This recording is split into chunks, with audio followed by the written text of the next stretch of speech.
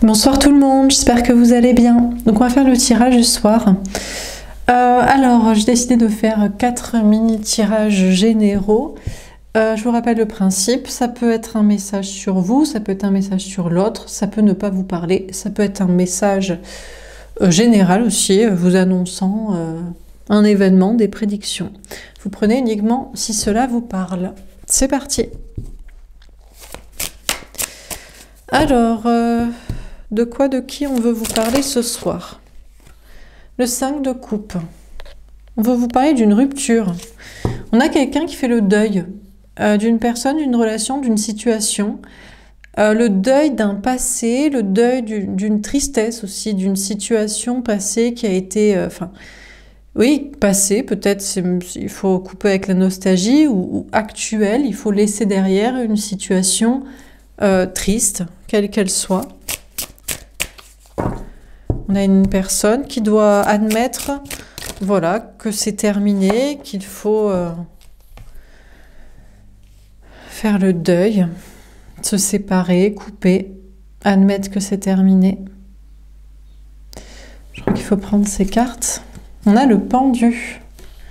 D'accord, mais on a une personne qui est encore bloquée, qui est encore attachée à cette personne qui devrait appartenir au passé, à cette situation, à je ne sais quoi, je ne sais qui, je ne sais où. On a le 9 de denier. Pourtant, on a une personne qui va vers l'indépendance, qui va vers la réussite, qui sait qu'il vaut mieux se séparer et être célibataire, la personne sera beaucoup plus heureuse. Qu'il vaut mieux couper avec ce travail, la personne sera mieux peut-être dans un travail indépendant ou autrement.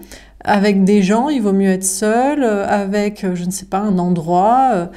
On a une personne qui va vers une grande réussite, une indépendance, un bien-être, une liberté, mais qui est encore toujours un petit peu attachée à la nostalgie d'une situation, d'une personne, d'une relation, de je ne sais quoi.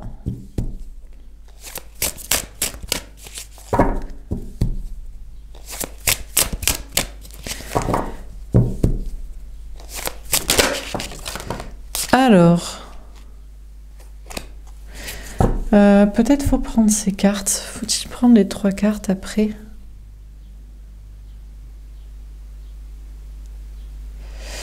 Oui, je crois qu'on va les prendre. Alors, on a le valet d'épée. Bon, la personne est guidée par ses anges gardiens, par le destin, les circonstances, à faire le deuil là d'un passé. Peu importe ce que c'est. On a la reine de coupe. On a une personne qui a encore de la compassion pour cette personne, pour cette situation, pour ce travail, pour ces gens, pour cet endroit, et qui est un petit peu trop émotionnel, qui est un petit peu trop sensible, qui a tendance à se sacrifier, très clairement, pour cette situation qui est pourtant souffrante, qui n'apporte rien, qui n'apporte plus, qui ne rend pas heureux. On a le 6 d'épée. En plus, ce qui est fou, c'est que la personne sait pertinemment que la personne sera plus heureuse après. Ou même la personne est déjà dans ce processus. On a peut-être déjà quelqu'un qui est peut-être célibataire et qui est beaucoup mieux d'être célibataire que d'être avec la personne en relation, mais il y a quand même une petite nostalgie d'être attaché. Ou qui est beaucoup mieux dans ce travail indépendant, mais qui pense encore à ce travail salarié, peut-être, je sais pas, aux collègues, à l'endroit, aux missions. Enfin, on a quelqu'un qui n'a même pas besoin de réfléchir longtemps pour savoir que la personne sera mieux après ou est déjà mieux ailleurs, autrement, à s'en détacher. D'ailleurs, on a cette personne qui évolue de plus en plus dans sa façon de penser, qui se dit de plus en plus que c'est vrai, que c'est la réalité, que c'est juste un petit attachement, et c'est presque un petit attachement au sacrifice, à la personne, à la situation. C'est presque avoir du mal à lâcher son rôle de victime dans la situation ou de... quelque chose comme ça. On a le 10 de denier. Waouh! On a une personne qui va vers l'abondance, qui va vers l'épanouissement à tout point de vue dans tous les domaines. Mais c'est peut-être l'inverse aussi. C'est peut-être quelqu'un qui doit faire le deuil d'une abondance, qui doit faire le deuil d'une grande réussite professionnelle pour faire un travail qui lui plaît plus ou dans des conditions qui lui plaisent plus ou ailleurs ou avec des personnes qui lui plaisent plus. Ou qui doit faire le deuil d'une famille aussi, d'une vie de couple avec des enfants pour une vie seule. Donc on a une personne qui est guidée à remplacer peut-être une abondance matérielle, relationnelle, par une abondance de qualité, de quitter une certaine quantité pour une qualité de vie, de travail, de relations, de situation, de sociabilité, enfin peu importe ce que c'est. Et en réalité, on a une personne qui est guidée pour admettre que la personne sera beaucoup plus heureuse dans une qualité de vie, de relations, de situations que dans une quantité. On a l'impératrice. Ouais. On a une personne qui est en préparation, en gestation pour comprendre ça, admettre ça, ou faire le deuil de ce qui n'est plus et de ce qui ne sera plus. De ce qu'il y avait avant, de ce que la personne avait prévu, ou avait en tête, ou pensait garder. On a une personne quand même actuellement qui est assez vulnérable, hein, qui se sent coincée, qui se sent hypersensible, qui se sent un petit peu vulnérable, hein, de laisser comme ça de la quantité d'argent, de gens pour une qualité de vie. Et on a le fou. Ouais, d'ailleurs, on a une personne qui des fois se dit que peut-être il ou elle est un petit peu fou quand même. On a pourtant une personne qui est guidée dans ce processus vers la qualité plutôt que la quantité et vers une ouverture d'esprit et à sortir du sacrifice et d'une victimisation et d'un blocage et d'un attachement nostalgique à quelque chose de toxique. Mais en même temps, la personne se dit non mais c'est certain, bien sûr qu'il faut choisir l'indépendance, l'émancipation, le célibat plutôt que ça, le bien-être, la liberté, autre chose ailleurs, autrement et tout ça. Et en même temps, des fois, la personne se dit, mais non, c'est fou, j'avais tout pourtant. J'avais tout cet argent, j'avais tous ces gens, j'avais tout ça, j'avais ce couple, j'avais cette sécurité-là, de la quantité. On a quelqu'un qui est en préparation pour... qui ouvre beaucoup plus son énergie féminine de sensibilité et de qualité, plutôt que de quantité. Et la personne a tendance à se dire que c'est peut-être complètement fou aussi, complètement déraisonnable et... Bon, donc on a une personne actuellement qui est hypersensible, qui se sent vulnérable, mais qui est guidée vers ça, vers cette sensibilité et ce féminin intérieur, pour évoluer dans sa façon de penser, pour quitter de la toxicité liée à de la quantité, et pour aller vers beaucoup plus de liberté. Mais il y a des doutes, on a une personne qui est pas sûre de ce processus. Alors on continue, qu'est-ce qu'on a encore comme message à vous donner?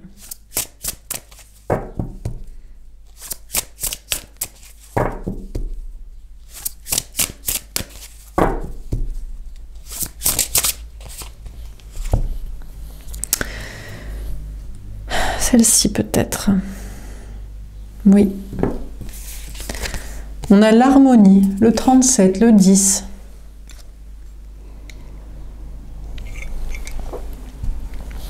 Alors on a une personne qui tourne la roue du destin et donc applique des changements pour retrouver une harmonie. On a l'intérêt, le 20, ouais, le jugement, la renaissance. Le 10, le 20, il y a des grands caps là qui sont passés par la personne.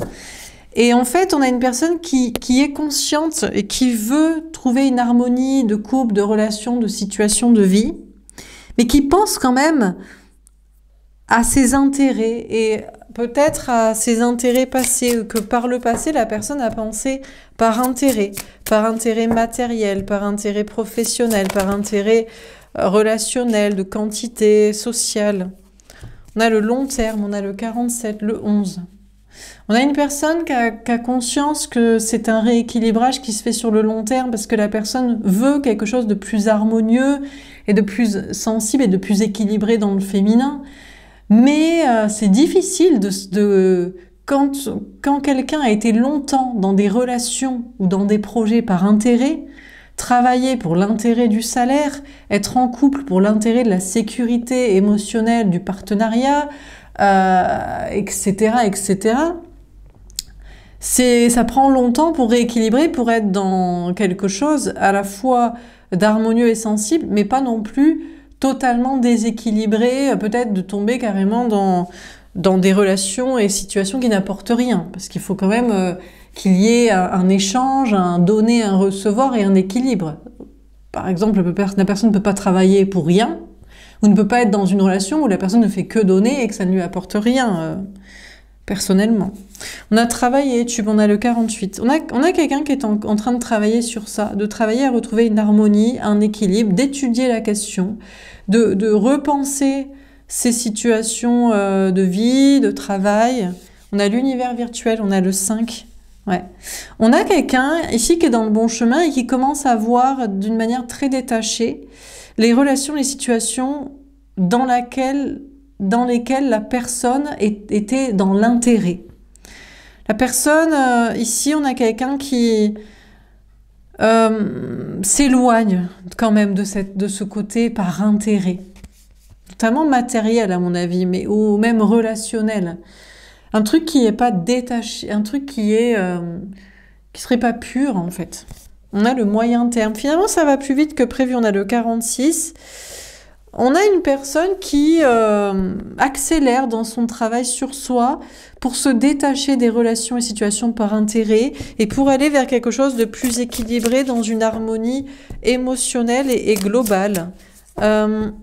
On a une personne aussi qui est en train de mettre en place des choses pour sa vie à soi.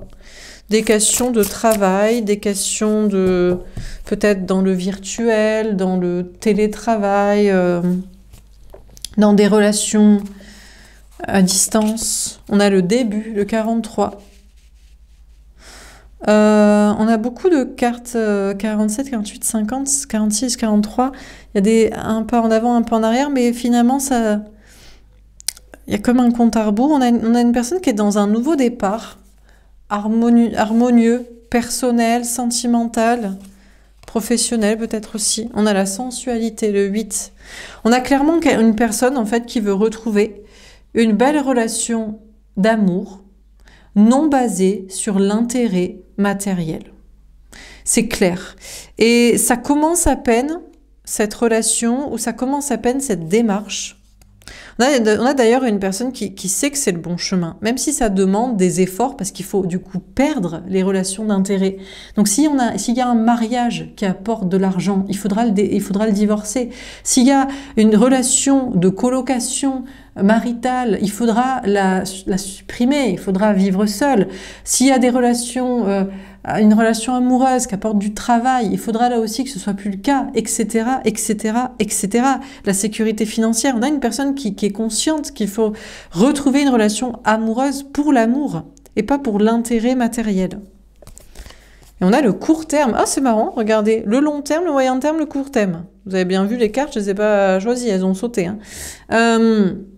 Ça va de plus en plus vite. On a une personne qui est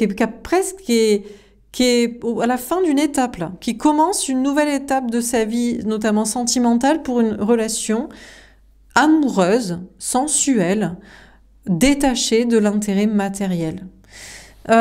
C'est peut-être virtuel pour l'instant, c'est peut-être une relation, une communication à distance, c'est peut-être pas ancré dans la réalité, mais le bon chemin, la personne y travaille et reconsidère des situations et ça commence à clairement aller beaucoup plus vite et on a vraiment une personne qui est sur une nouvelle étape, qui a mis peut-être du temps hein, pour arriver à ça, parce que c'est pas évident, parce que que ce soit les femmes qui trouvent dans une relation avec un homme, en général, ou même, bon, peu importe, mais souvent comme ça, une sécurité matérielle, parce que je rappelle qu'il y a moins de 80 ans, les femmes ne pouvaient pas travailler, avoir de compte bancaire, donc ça fait quand même assez récent de ne plus être considéré comme un meuble, un animal.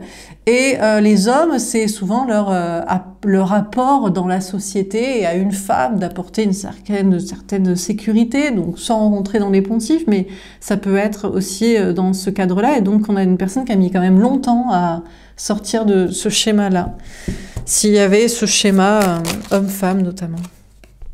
On a le 5 de bâton. On a une personne qui se prend encore la tête à propos d'un sujet ou avec des personnes. Il y a des conflits, il y a des petites prises de tête, un petit casse-tête. On a le 4 de coupe. D'accord, on a une personne qui s'ennuie au niveau sentimental ou qui a peur de s'ennuyer dans une relation sentimentale. Alors, soit qui s'ennuie parce que la personne est coincée encore dans une relation par intérêt, ou soit la personne a peur de s'ennuyer s'il n'y a pas d'intérêt plus que de passer des bons moments. Si on tombe dans la construction, on tombe dans l'intérêt, co-intérêt peut-être, mais quand même d'un certain côté, intérêt matériel. Et donc, si on veut pas que ce soit le cas, est-ce que ce n'est pas superficiel et est-ce que c'est pas ennuyeux? On a une personne qui se pose cette question-là. On a le 4 d'épée.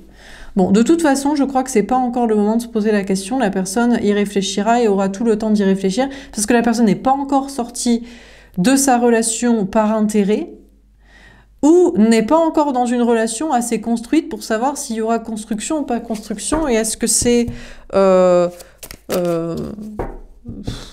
ennuyeux et sans intérêt, enfin sans attraction intéressante qu'il n'y ait pas de construction. Ou est-ce que ça peut être le cas? Donc bon, on a une personne qui se prend la tête pour rien parce que c'est pas du tout le moment de se poser pour l'instant ces questions-là. Il faut déjà sortir d'une relation par intérêt, il faudrait déjà côtoyer, avoir une relation assez stable et suivie avec quelqu'un avec qui la question de la construction pourrait se poser, quoi. On a le 7 de bâton. Bon, on a une personne qui persévère dans ce chemin, mais qui persévère à se prendre la tête sur le sujet. Qui aime bien se poser des questions qui n'ont pas d'effet de... Enfin, voilà, c'est comme se demander, je sais pas moi, quand j'aurai un jardin, je vais planter un arbre. Il faudrait peut-être déjà déménager avec une maison avec un jardin. Enfin, c'est complètement bête, en fait. Donc, on a une personne qui se pose des questions, qui continue de se poser des questions à ce sujet. Ça permet peut-être la personne à avoir envie d'avancer. Oui, mais quand je serai séparée, je me poserai la question. Ou quand je serai dans une relation, je me poserai la question. Donc, ça fait une petite motivation. On a la reine d'épée.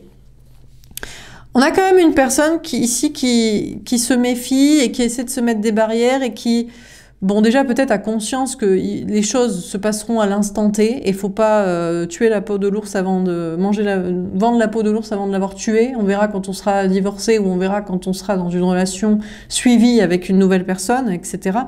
Donc la personne déjà se met en garde contre ses propres capacités à se prendre la tête et à perdre du temps et de l'énergie inutilement sur des questions qui ne se posent pas à l'instant T. On a quand même une personne qui se méfie de l'ennui, qui a peur qu'une relation de non-construction, donc de non-intérêt matériel, soit juste inintéressante et sans intérêt à être partagée. On peut avoir aussi quelqu'un qui s'empêche de croire et de voir que sa relation de couple, de construction, est ennuyeuse. Et que émotionnellement, elle n'a aucun intérêt. Et que le seul intérêt est matériel et pour la construction, la stabilité. On a une personne qui s'empêche un peu d'admettre tout ça. On a l'amoureux. Ouais. C'est pas encore le moment pour la personne d'être dans une relation amoureuse, basée sur l'émotionnel, parce que la personne est dans un couple ennuyeux ou parce que la personne n'est pas encore dans cette relation de sentiments intenses partagés. On a la papesse, ses intuitions, la clairvoyance. On peut nous parler d'une femme ici. Ça peut être une femme, ça peut être vous, ça peut être une énergie féminine. On a une personne, ça intéresse quand même de se poser toutes ces questions. Bon, c'est certainement une femme, mais ça peut être une énergie féminine, ça peut être un homme. On a quelqu'un qui se pose des questions pour rien. Non mais voilà, c'est je me prends la tête sur un sujet qui est pas... Voilà. Qu'est-ce qui va se passer quand je serai dans une nouvelle relation? Déjà, divorce et sépare-toi et déménage de ta relation actuelle. Qu'est-ce qui va se passer quand je serai dans une relation construite où on sera très amoureux tous les deux et que ça fera 6 mois, 1 an, 2 ans?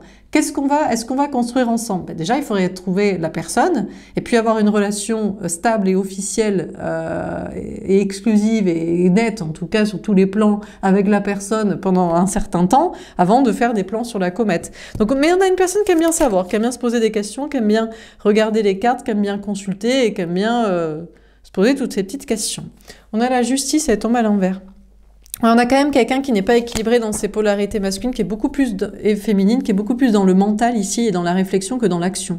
Ça sert à rien de se poser les questions de quand les poules auront des dents, si jamais on divorce jamais, ou si jamais on rencontre jamais une personne avec qui on fait pas l'effort, ou on n'a pas l'occasion, ou ça ne se présente pas, la relation où on est tous les deux très amoureux émotionnellement et suivi pour voir ce qu'on en fait après. Donc on a une personne qui est beaucoup plus dans le mental et dans la projection et dans la réflexion et dans le mystère de qu'est-ce qui va se passer dans l'avenir, plutôt que dans l'instant présent des actions qu'il faudrait mettre en place pour divorcer, se séparer, déménager ou pour faire une rencontre et pour essayer de rencontrer quelqu'un qui a envie des mêmes choses que soi et de chercher l'émotionnel aussi.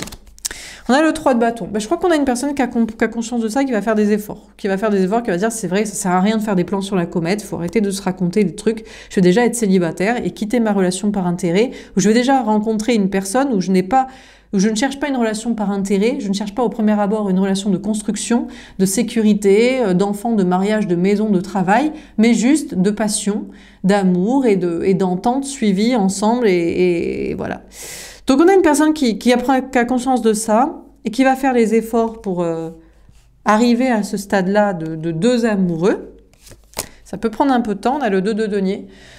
On a une personne qui a fait ce choix en tout cas, qui se pose encore des questions pour rien, à l'instant T, ça ne sert à rien de s'en poser, mais qui a fait le choix en tout cas d'avoir une relation émotionnelle plutôt que par intérêt, une relation passionnel, j'aime pas trop ce terme parce que qui dit passionnel, après les gens, certains pensent charnel du coup, que charnel, ou pensent du coup ça peut être adultère, ça peut être caché, ça peut être n'importe quoi avec quelqu'un sans respect, et ici c'est pas le sujet. Donc je dirais plus une relation amoureuse et choisie sur la partie émotionnelle. Donc la personne fait ce choix-là. Et on a le 2 d'épée. La personne en doute quand même. On a une personne qui en doute parce que la personne aussi fait des choix professionnels, matériels, financiers en fonction de ce chemin de choisir le sentimental plutôt que le matériel et l'intérêt. Mais la personne n'est pas tout à fait sûre de son choix. Encore une fois, on a quelqu'un qui doute, qui se dit « mais est-ce que vraiment c'est ça l'amour, c'est ça le bon chemin ?» C'est de choisir l'amour pour l'amour et pas l'amour pour l'intérêt ou même la non-perte, parce que on peut choisir par intérêt, mais on peut aussi... du coup, si on ne choisit plus l'intérêt, on choisit le non-intérêt, on perd des intérêts. Un peu comme quand on a cassé son PEL. Ah ben, tu casses ton divorce, tu perds de l'argent. Tu casses ton loyer à deux, etc. etc. Donc bon... Mais bon, on a une personne qui a décidé de faire ce choix, même si la personne n'est pas tout à fait sûre de son choix, et en doute encore, se dit encore, je ne sais pas si c'est le bon choix. Peut-être que le choix, c'est mieux le choix par intérêt. On a une personne qui n'est pas sûre à 100% quand même de son choix. Dernier tirage, est-ce qu'on a un dernier message à vous donner ?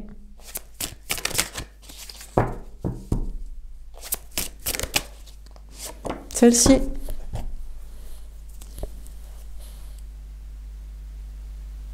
Surtout si c'est une femme. Je rappelle encore une fois, on n'est pas logé à la même enseigne, ça fait pas très longtemps que les femmes peuvent être libres et indépendantes. Alors, on a l'intensité. Bon, on parle d'une situation d'intensité, on a l'harmonie. C'est quand même, et ça ressort beaucoup l'harmonie, on a une personne qui quand même met beaucoup d'intensité dans ses intentions et dans ses actions pour retrouver une harmonie, surtout au niveau sentimental. On a une personne qui a conscience que c'est pas normal d'avoir une relation par intérêt financier ou de chercher une relation pour cet intérêt, ne serait-ce que pour aussi une stabilité. Ça peut être aussi le travail de complétude que peuvent faire des femmes ou des hommes, des personnes qui se sont un petit peu oubliées dans une relation sentimentale et notamment leur intérêt matériel et leur indépendance. Et donc de rester dans une relation qui fait travailler sur soi. Typiquement les relations avec quelqu'un qui n'est pas là, mais qui nous aime quand même. Bon, on a une personne qui veut retrouver une harmonie sentimentale. On a l'innocence. Oui, on a une personne qui veut retrouver, qui est peut-être à l'état de vulnérabilité, de faire des choix pour le sentimental et l'émotionnel détaché de l'intérêt, mais qui veut retrouver une relation sentimentale innocente en fait. C'est de supprimer l'intérêt financier, l'intérêt mesquin, social, l'intérêt de sécurité. On a la totalité. On a une personne qui est en train de réintégrer en totalité, enfin d'être complet au niveau de ses polarités masculines et féminines, je pense donc du coup de réintégrer du féminin.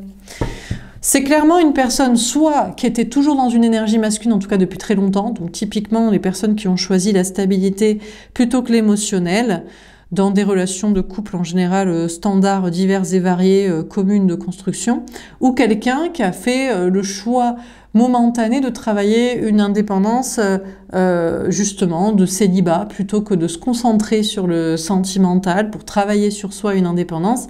Et à un moment donné, on a une personne qui veut vivre quand même l'amour et donc qui doit réintégrer le féminin d'émotionnel. On a le créateur. Je suis même pas sûre que ce soit du choix de la personne. Je pense que ça s'est imposé à la personne. On a une personne, la vie lui a dit, mais de toute façon, t'as pas le choix, t'es tombée amoureuse, amoureux de cette personne, donc tu peux te dire que tu préfères rester célibataire, non, t'as envie d'être avec cette personne, ou tu peux te dire que tu préfères rester dans ton mariage, dans ton couple, non, parce qu'il y a cette personne que t'aimes et qui t'attend, ou que tu aimerais tenter, essayer de voir si ça pourrait marcher. Ou alors, tu peux te dire que non, t'as pas besoin d'amour et t'as besoin de personne. Ben, de toute façon, on t'enlève ta sécurité, ta stabilité matérielle ou sociale pour que tu te concentres sur le sentimental. Donc, on a une personne qui a peut-être fait le choix d'avoir une relation sentimentale plus harmonieuse, mais ça s'est imposé à la personne par la force des choses, du destin, des sentiments, des relations, des projets matériels, et c'est comme ça. On a le lâcher prise. Et on a une personne, je crois, qui l'accepte, qui lâche prise et qui admet que c'est la vie, que c'est le chemin, que c'est le souhait, que la personne doit retourner dans une innocence sentimentale, dans une relation pas par intérêt, dans la réintégration de l'intérêt pour le sentimental, et l'accepte parce que c'est le chemin qui s'impose, qui se présente. On a la voie intérieure. En plus, la personne sait au fond de soi que c'est le bon chemin, parce que ce que la personne souhaite, c'est cette harmonie amoureuse aussi, et cette intensité des sentiments, des émotions partagées, peut-être pour être en totalité, peut-être parce que à un moment donné, ça suffit de se concentrer sur le travail et la sécurité, il faut aussi vivre la vie sentimentale, donc on a une personne qui est tout à fait en accord avec ce chemin, hein. On a la lutte. Alors pas toujours, pas tous les jours. On a quelqu'un des fois qui se dit non, moi ça me va très bien d'être célibataire ou d'être dans mon couple par intérêt ou enfin voilà quoi. Dans ma relation par intérêt matériel ou de me concentrer que sur le matériel ou d'être célibataire, d'être sans personne ou de voilà. Donc on a une personne qui est sa voix intérieure au fond lui dit oui, c'est le chemin et tu le sais très bien. De toute façon, ça s'impose et de toute façon, c'est ce que tu veux, c'est pour l'amour. Et des fois, la personne dit non. Non, parce que j'ai mon libre arbitre et moi j'ai pas envie. Moi je préfère mon couple par intérêt ou je préfère être célibataire. Voilà, je préfère. Et on a le courage. Ouais, c'est juste parce que la personne manque un peu de courage et croit que ça va mal se passer. Mais je pense qu'au fond de soi, la personne sait qu'on ne lui tend pas un piège pour tout perdre et être en vulnérabilité et avoir des problèmes et voilà. Donc mais ça demande du courage à une personne qui lutte contre ce chemin, qui préférait maîtriser sa vie, le matériel, la relation par intérêt. C'est plus facile. C'est facile parce qu'il n'y a pas d'émotionnel. Donc s'il n'y a pas d'émotionnel, on maîtrise. C'est pas comme par A plus B, c'est se lever le matin, c'est faire ce qu'on a à faire, c'est les tâches comme ci, comme ça, c'est le quotidien, c'est un pas devant l'autre et puis voilà quoi. C'est carré, bon. Mais bon. Donc, mais non. La source, le créateur a dit non. Maintenant, il faut réintégrer l'énergie féminine, il faut réintégrer l'amour pur et détaché, innocent et harmonieux. Et donc la vulnérabilité, il faut lâcher prise et il faut y aller. Voilà pour ce tirage. J'espère que ça vous aura parlé, que ça vous aura aidé. N'hésitez pas à me faire un petit retour. C'était long, mais il fallait dire. Je vous souhaite une belle soirée. Je vous dis à demain. Au revoir.